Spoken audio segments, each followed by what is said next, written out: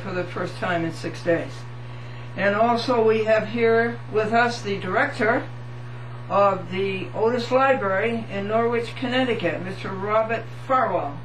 Well, how are you, Robert? Why, I am doing just fine. It's a beautiful day here. Is it really? Yes. Yeah, we can actually tell, even though we are in the library. We have windows, we can see outside.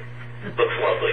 Now, Robert, I want to hear about your being there a year. What happened a year ago? Because I know you're very happy about what happened a year ago. Yeah, well, it was just about a year ago, maybe just a bit more than a year now, that we were able to open a brand new library and make it available to the citizenry of Norwich and also an adjoining community, Basra.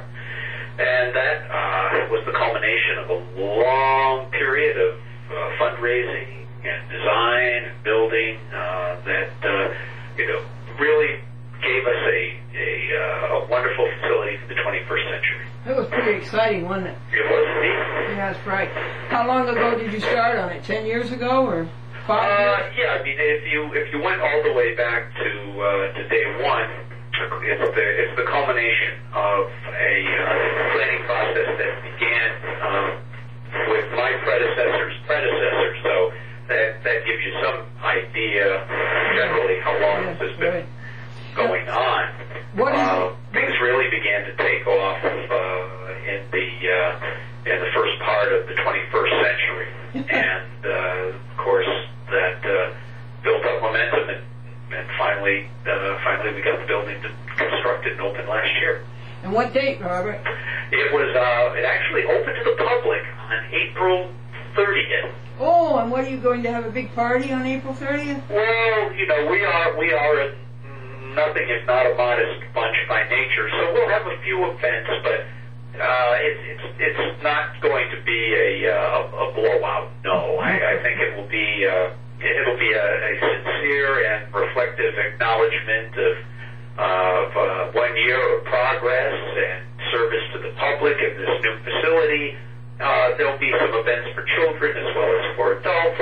But it being a public library, we also need to be we need to be careful with the bottom line and make sure we spend the money where it'll do the most good. Yes, that's right. Now, the party or the celebration is going to start on the 30th? Well, it'll be ongoing. There'll be events at various times throughout and leading up to this April 30th, and most of those will be posted on our website, which is, since we are the only Otis Library in Norwich, it's not difficult to find at all. How do you look it up, Bob? Well, the best way if I were going to look it up, I would go to a certain search engine, which is well known, but I'm not going to name. Okay. And I would put in Otis Library. Oh, okay. And if I'm not making a liar out of myself here, you will find yourself at our website, which is www.otislibrarynorwich. That's all one word. otislibrarynorwich.org / and there you'll find a complete list of upcoming events. If you'd like, if folks are interested, they can sign up for our online newsletter, which will come to your email address every month. And that's a great way of keeping up with the activities at the library also.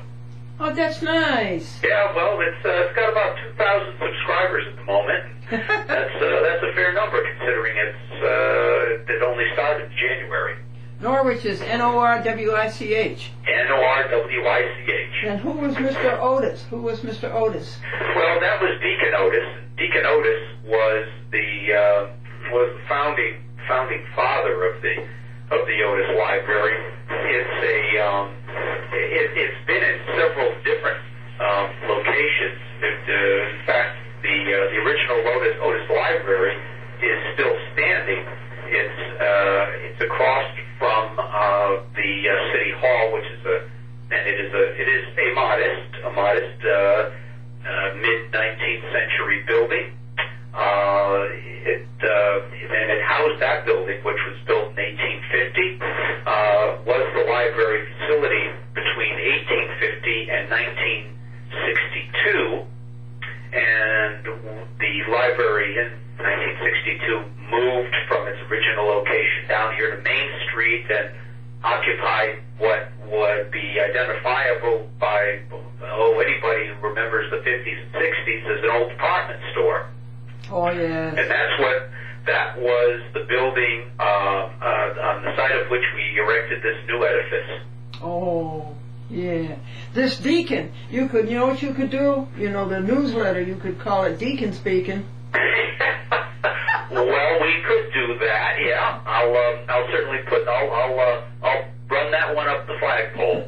What was Mr. Otis, where was he a deacon? He was a deacon here in Norwich.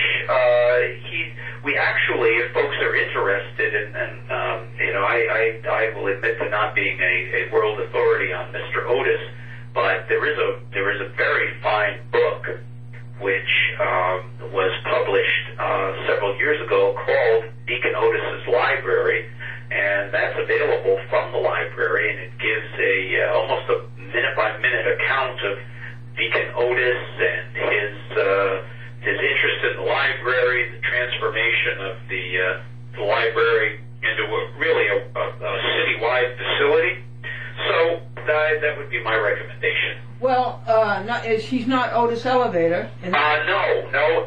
Even though we do have an Otis elevator in the library, that is a completely different family. It's as far as I can tell, there's absolutely no relationship between the Otises of Otis Library and the Otises of Norwich. Although I'm always ready to stand corrected if necessary. Well, there is a coincidence though, because the Yonkers Library in Westchester, Yonkers, New York, is located in the Otis Elevator building. You know, it's funny because my predecessor here at the library, Linda Summers, worked at that library in the old Otis building before she became the director here. Now, two coincidences. Yeah. Yeah. Now, what's your history, Bob? When did you get started interested in libraries? Well, I guess, truth be told, I've always liked libraries. Some of my earliest experiences, at least the ones that I can admit to remembering, are in library settings. As a profession, I came to it late in life. I returned to graduate school and got a master's in library and information science in 2003. So I actually, in fact, began my career as the head of the reference department here at the Otis Library in Norwich, and went from there to director in a matter of a few years. Where'd you go to school? The university. I got my MLS, my master's, at the University of Rhode Island. Oh, really? Yeah. Are they pretty good library school? Yeah, I liked it, and I learned a lot, and I certainly enjoyed my time there. I'm so glad they still make reference librarians. Well, they do. I mean, they are. I don't know if they're born, not created, or I guess in my case they were created. No, I have an early respect for librarians, and it started when I was a sophomore in English in high school. And our teacher took us over and showed us what the Dewey Decimal System was. Oh, yeah. Yeah, and then I've always found out that if I ever had a problem in life, I could start the solution by talking to a reference librarian. Well, I think that is a good place to start. And that's not to belittle the salutary effects of having computers and search engines that can assist you, but there is something about the insightful comments of a reference librarian that I think smooth the way for a complete and thorough researching of a topic. And that's one reason that we still insist on having reference librarians and a reference desk at the Otis Library. I don't think there's anything that can quite replicate that human interaction, and for many of our patrons, that continues to be a very important part of their library experience. Yeah, and I like them because they're like Sherlock Holmes. They will not give up until they find them person. Right. Until they track them down. Yeah, we like to think we do a pretty good job. Yes, and it bothers them if they can't find it. Yeah, well, you know, after a certain amount of time, you learn that, you know, take the good with the bad. We like to think we come up with reasonable answers. Occasionally, we do get stumped. I still don't know what Mr. Otis was a deacon of. Oh, he was a church deacon. What church? You know, to be honest with you, and this is where I said I'm not an expert. It's okay. I know it was a Norwhich church, but I don't remember which of the many Norwhich churches it was. Oh, okie doke. How many computers do you have, Robert? Well, we're in the fortunate position of being able to have computers to serve each of our general audiences. So we have 16 computers that are available for adult patrons. We have another 8 that are available for young adult patrons, which would be middle school, high school, and then we have a similar number that is available to our patrons who qualify as children, chronologically, that is. And those are in the children's department. And by the way, Bob, did you know that computers are in the Bible? I think you put me through this once already. What was it? Go ahead, tell the people. I can't remember. Computers are in the Bible. Eve said to Adam, "Do you want an apple too?" There you go. Well, we're Windows users here, but Mac, I'm sure, is a good computer as well. Robert, any other events coming up in April? This show, by the way, will be on the TV and Comcast. Is that right? Comcast? Comcast, yeah, that's it. In Norway. And that'll be on in April. You got any other events? Or of course, you got such a big event with the anniversary. Yeah, you know, I really encourage people to do one of two things, because these things get updated frequently. That address for the website is a good way of figuring out what's going on. Yeah. And also if they're really interested, write in. You can write to me and say that you'd like to be on the mailing list for the newsletter, and I'll make sure that you get it, because that has everything right up to the moment. And okay, that's updated every month. Robert Farwell, stay where you are. Okay, you can write to me at my email address is Farwell, Farwell. What was the first letter? B for Bob. As in Bob. B for Bob. Farwell. At Otis, OTIS. .Lioninc, LIONINC.org. Bob's people don't always have computers. How about 261 Main Street? Yeah, well, they can get in touch with me. They can, if they would like to get a copy of the newsletter in the traditional hard copy form. They can write to me, care of the Otis Library, at 261 Main Street. That's in Norwich, Connecticut, 06360. Very good. And the Yonkers Library, when I was looking you up, told me that you had a blog. Oh yeah, my infamous blog. Yeah, I take a little bit of ribbing for that, but I do have a blog where I try to keep things updated as well, and it's something that I enjoy doing, and the address there is, it's Inland, it's all one word, Inland Librarian, I-N-L-A-N-D, L-I-B-R-A-R-I-A-N .blogspot, B-L-O-G-S-P-O-T. 2 words? The one word, blogspot.com, and I do try to keep, I try to keep events updated there as frequently as I can, so that there's a way for the public also to get a look at some of my pieces on issues dealing with the library and librarianship in general. Really?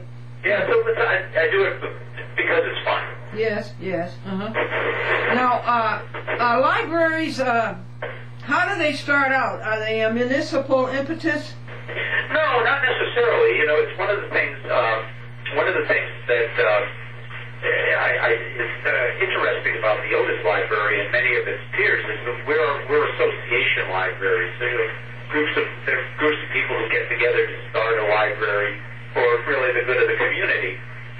In our case, we are the public library for the city of Norwich and the town of Basra, but we still qualify as an association library rather than as a city department.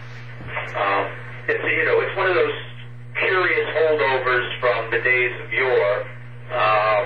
We get most of our funding from municipal sources, and we really serve the community as a repository and as an educational facility. Yeah, okay, in the local history. That's what you call an amphictyony. I'm sorry, I didn't quite get that. An amphictyony. Yeah. Yeah, that's a Greek word meaning an association of communities for the protection of a common interest. I like that. Yeah. I'll have to throw that into my blog. I'll put it on the character generator when we make the program. AMPHYTYONY. Oh, great. Yeah, nice. Robert, will computers ever replace the reference department? Well, I don't really. That's one of those topics that I think comes up every time we meet as a group of librarians or you engage the public in conversation. I personally don't think so, and I think part of the reason is that unless the technology changes radically, there's still a need for an intermediary to get a thorough search done, and certainly a computer can give you a computer-generated answer drawn from an online database can give you good information on a particular subject, but it's not necessarily going to be the level of detail that you want if you're going to do a thorough job. And you also need to remember that in many cases, in most cases that I'm familiar with, when you get a response from a search engine, what you do is you get a ranking. It's almost a ranking by popularity. So, you may end up with the number one hit, as it were, being a site that has gotten thousands or hundreds of thousands or maybe even millions of visitors, but it's not necessarily the one that carries the most weight as a source that has the most authority. And I still think that having that human interaction, having someone who does act as a facilitator and intermediary is a good thing. Yeah, I asked a librarian that. She was horrified. Oh, no. Well, of course they would. We'd say that because Lord knows that puts bread and potatoes on the table. But I do think it's a wonderful thing. One of the purposes that libraries are served, and this is beyond our role as an arbiter of information. We are also a community center. We are community based, and one of the wonderful things that we provide is human interaction and a place for human interaction. And I would personally hate to see the day when everything reached the point of automation and libraries and congregating points for people were no longer necessary or even considered to be important. I think that would be a very sad and unfortunate day. Everything a recorder. Yeah, or just not having to get together with people or in order to get your information needs met. Now, I think that's probably an extreme, but there are fewer and fewer places where people, especially people who represent a variety of backgrounds and experiences, get together in a common forum. And a library is one of the places where you can do that. Yes, and it's ennobling. It's uplifting. The thing I like about you is that you seem to enjoy librarianship so much. You seem to love it. Well, I do. I mean, not to be flip about it, but I think life is too short to spend a whole lot of it doing stuff you don't enjoy, especially if you can figure out a way of making a living at it. Yeah. And one of the things that I enjoy about this, and I especially enjoy about public librarianship, is working with so many different people. Norwich is a very diverse community,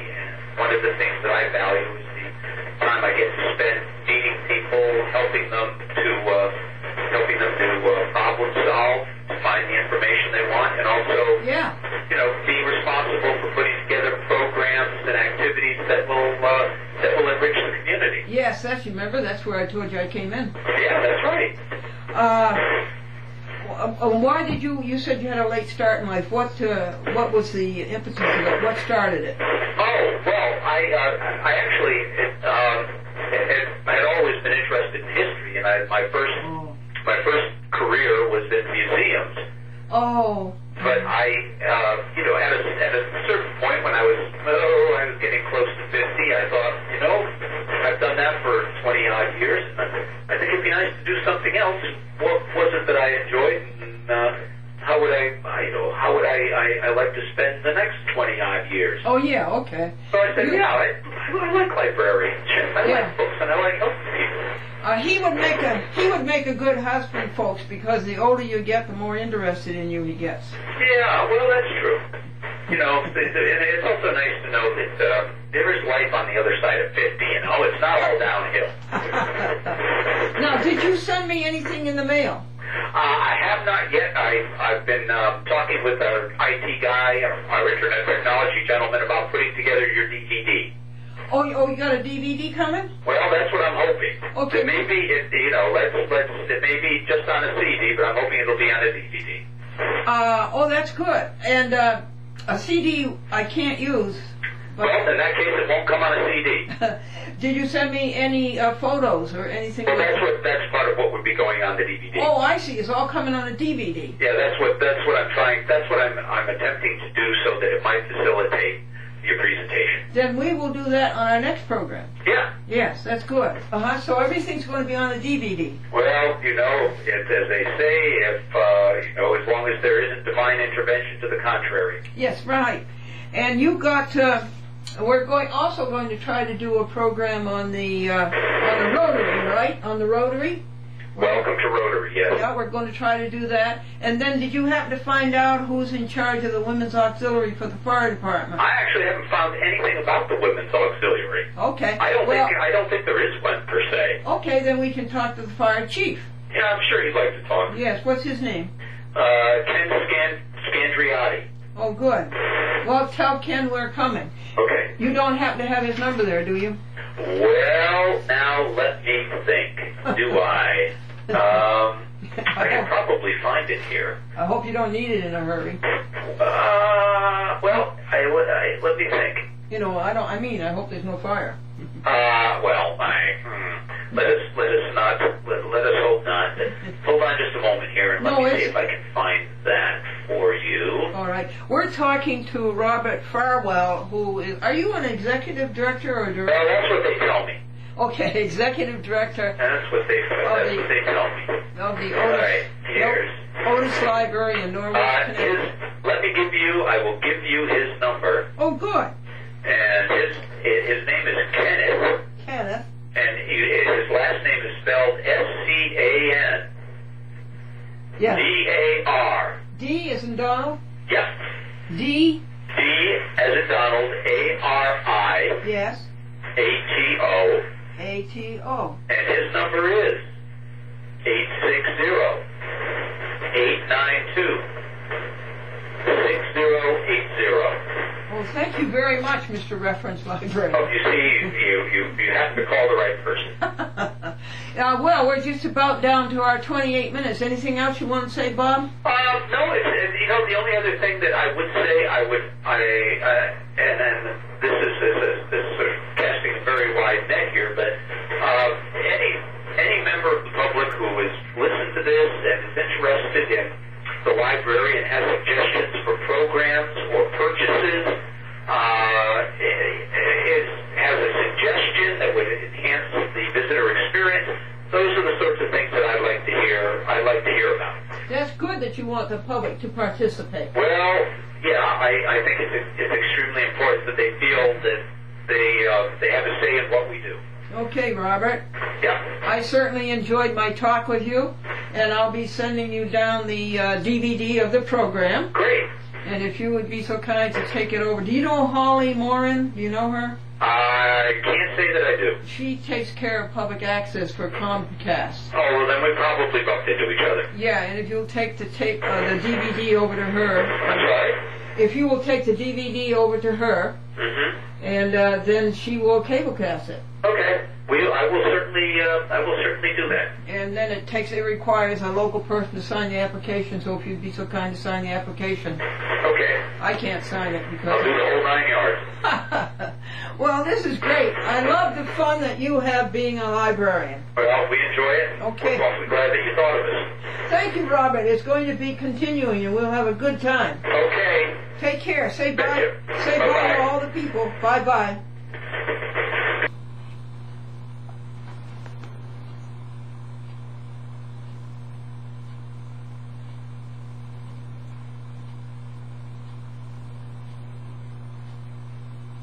This is Sandra Peaches. Chat with Glendora comes on at Tuesdays at 5 o'clock.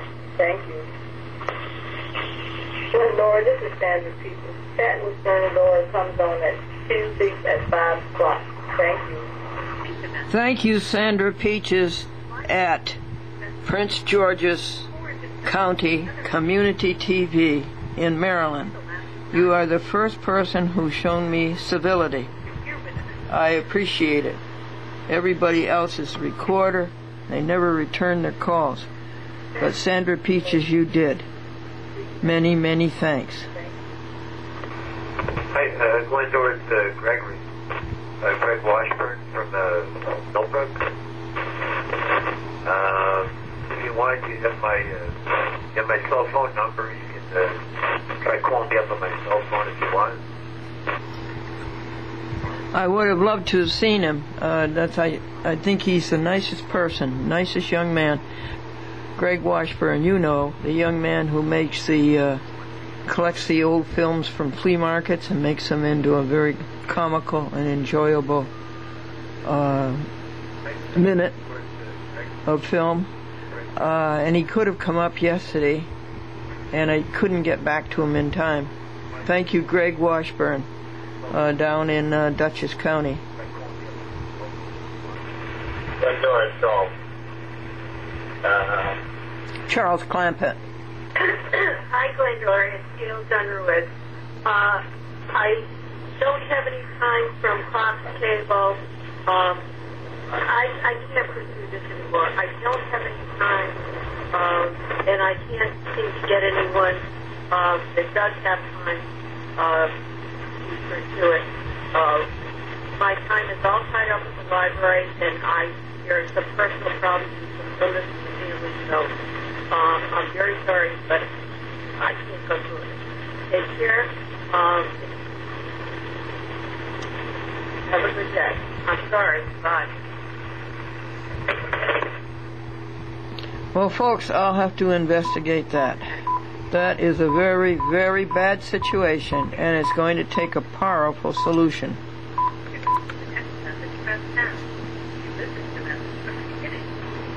I'll get back to you later on that one. 5. Very good, Glendora. This is Susan White returning your call, and a lot has transpired in the change of phone number. My mother died, and I'm buried her, and in a financial crisis over my house, so I'm hanging on to the house and renting it out.